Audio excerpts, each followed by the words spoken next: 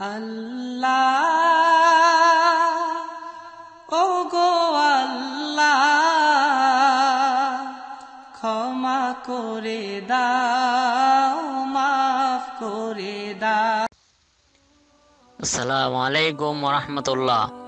সহি দিন শিখি 4 নং গ্রুপে আবু সাইদ ভাই প্রশ্ন করেছেন যে যদি কোনো ব্যক্তি সালাত আদায় করে তাহলে তার সামনে কতটুক দূরত্ব থেকে আমরা অতিক্রম করতে পারবো। এ ব্যাপারে আলেমগণ ইখতিলাফ করেছেন। ইমাম আবু হানিফা রাহিমাহুল্লাহ তিনি বলেছেন যে 3 হাত দূরত্বে, যদি মসজিদটি বড় হয় অথবা যদি কোনো মরুভূমিতে কোনো ব্যক্তি সালাত আদায় করে তাহলে তার 3 হাত দূরত্ব দিয়ে অতিক্রম করা জায়েজ আছে। 3 হাত দূরত্ব দূর দিয়ে অতিক্রম করা জায়েজ আছে। আর যদি মসজিদ ছোট হয় তাহলে সেই ক্ষেত্রে তার সামনে দিয়ে অতিক্রম করা জায়েজ নেই। মসজিদ যদি ছোট হয় তাহলে তার সামনে দিয়ে 3 হাত হোক অথবা 5 হাত হোক, তার সামনে দিয়ে কোনো ক্রমেই অতিক্রম করা জায়েজ নেই।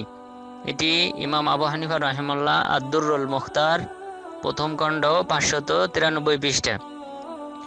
আর ইমাম মালিক রাহিমাহুল্লাহ বলেছেন যে কোনো ব্যক্তি সালাত আদায় করলে তার সাজদার স্থানের থেকে দূর দিয়ে অতিক্রম করা জায়েজ আছে। আর ইমাম শাফিঈ এবং ইমাম আহমদ বিন হাম্বল রাহিমাহুল্লাহ তারা বলেছেন 3 হাত দূরত্ব দিয়ে অতিক্রম করা জায়েজ আছে।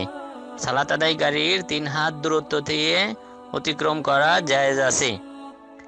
কিন্তু ইবনে আব্বাস রাদিয়াল্লাহু আনহু থেকে 3 সফ অর্থাৎ 3 কাতার দূরত্ব দিয়ে অতিক্রম করতে হবে এমন কোনো আসার আমার জানা নেই। আর এখন অধিকাংশ আলেম ইমাম আবু হানিফা রাহিমাহুল্লাহ, ইমাম শাফিঈ, ইমাম আহমদ বিন হাম্বল রাহিমাহুল্লাহ তারা মিলে গেছেন একমতের উপর, সেটি হচ্ছে 3 হাত দূরত্ব দিয়ে অতিক্রম করা জায়েজ আছে। আর তাদের দলিল হচ্ছে সহিহ বুখারী 506 নম্বর হাদিস, যে রাসূল সাল্লাল্লাহু আলাইহি ওয়াসাল্লাম বাইতুল্লাহ প্রবেশ করেছিলেন 8ম হিজরিতে মক্কা বিজয়ের সময়।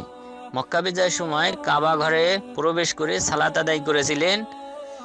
তখন ইবনে ওমর রাদিয়াল্লাহু আনহু জিজ্ঞাসা করেছিলেন বিলাল রাদিয়াল্লাহু আনহুকে, রাসূল সাল্লাল্লাহু আলাইহি ওয়াসাল্লাম কিভাবে সালাত আদায় করেছিলেন। তখন বিলাল রাদিয়াল্লাহু তাকে জানিয়েছিলেন যে ফামাশা হাত্তা ইয়াকুনা বাইনাহু ওয়া বাইনাল জিদারিল্লাযী কিবালা ওয়াজহি করিবাম মিন সালাসাতি আযর।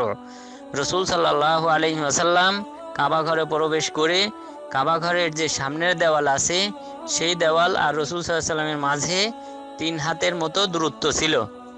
অর্থাৎ যেন রাসূল সাল্লাল্লাহু আলাইহি ওয়াসাল্লাম কাবা ঘরের সামনের দেওয়ালটাকে সূত্র হিসেবে ব্যবহার করেছেন। এই হাদিস থেকেই আলেমগণ দলিল গ্রহণ করেছেন যে 3 হাত দূরত্ব দিয়ে অতিক্রম করা জায়েজ আছে। আরেকটি হাদিস রয়েছে, সেই হাদিসটি হচ্ছে সহিহ মুসলিম 508 নম্বর হাদিস, সহিহ বুখারী 474 নম্বর হাদিস। সাহাল বিন সাদ রাদিয়াল্লাহু আনহু বলেন, কানা বাইনা মুসাল্লা রাসূলিল্লাহ সাল্লাল্লাহু আলাইহি ওয়াসাল্লাম ওয়া বাইনাল জিদারি মামাররুশাদ।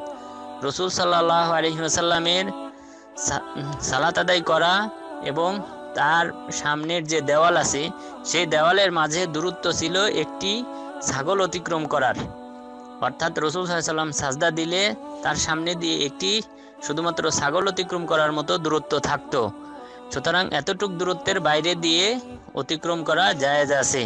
তাহলে ওই ব্যক্তি ওই পাপে ভাগী হবে না যেখানে রাসূল সাল্লাল্লাহু আলাইহি ওয়াসাল্লাম বলেছেন, নিষেধ করেছেন কোনো ব্যক্তির সামনে দিয়ে অতিক্রম করে যেতে।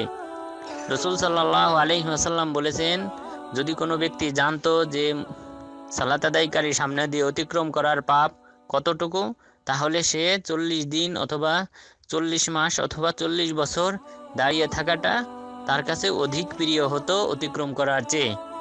এই হাদিসটি সহিহ বুখারী 510 নম্বর হাদিস, সহিহ মুসলিম 507 নম্বর হাদিস। সুতরাং এই সকল হাদিস থেকে বোঝা যায় যে সালাত আদায়কারী সামনে দিয়ে অতিক্রম করা জায়েজ নেই। তবে দূরত্ব যদি 3 হাত দূর দিয়ে হয় তাহলে সেই ক্ষেত্রে পাপী হবে না। ধন্যবাদ।